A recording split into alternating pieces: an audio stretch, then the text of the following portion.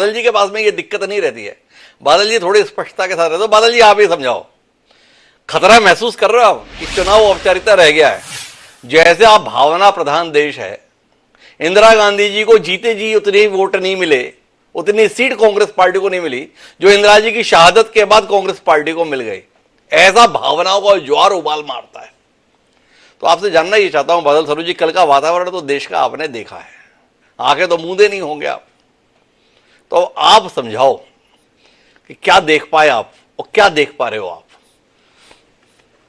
देखिए, पहली बात तो मैं ये देख पाया कि जो आपने शुरुआत में कहा कि नए निर्मित मंदिर का उन्होंने प्राण प्रतिष्ठा कार्यक्रम किया है, तो मुझे लगता है कि वो थोड़ा सा अर्ध सत्य है, क्योंकि अभी उस मंदिर का निर्माण पूरा नहीं हुआ है जी।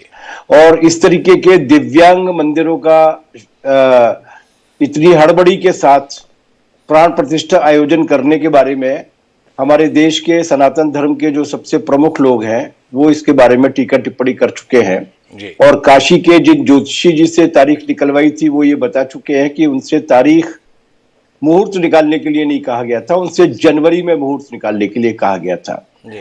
तो ये शुद्ध रूप से भारतीय जनता पार्टी इस मुद्दे को लेकर लोकसभा के चुनाव में उतरने की तैयारी कर रही है और उसके लिए उन्होंने कल नहीं बल्कि 20 तारीख से लेकर 22 तारीख तक 3 दिन तक लगातार सारी राज्य सरकारों, जहां जहां उनकी राज्य सरकारें हैं, उनको उसमें पूरे कार्यक्रम में झोंक दिया था। नगर पालिकाओं को, पंचायतों को, सरकारी विभागों को भी काम दिए गए थे और आरएसएस के कार्यकर्ता भी इस गली गली में घूमकर उस तरीके का वातावरण पैदा करने की कोशिश कर रहे थे जो राम के प्रति चिंता करने वाला कम था, राम के बहाने राम को पोलिंग एजेंट बनाने वाला ज्यादा था। इसलिए कि हमारे साथी ने, मित्र ने जो बात कही है, मैं उनकी भावनाओं को आहत नहीं करना चाहता, काश उनकी बात सही साबित हो, लेकिन मध्य प्रदेश के चुनाव में जो होर्डिंग्स लगे थे उन होर्डिंग्स पर एक नारा लगा हुआ था जो नारा था कि जो राम को लाए हैं हम उनको लाएंगे। जी।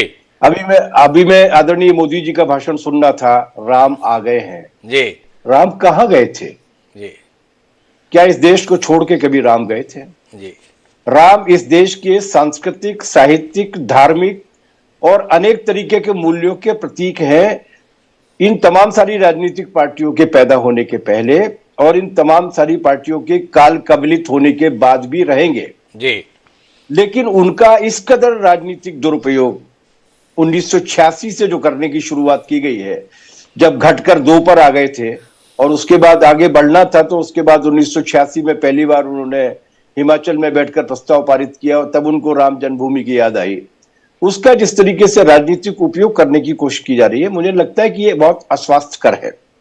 मैं अपनी ओर से कोई टीका टिप्पणी नहीं करना चाहता। पुरी के शंकराचार्य जी ने एक बहुत तार्किक बात कही है।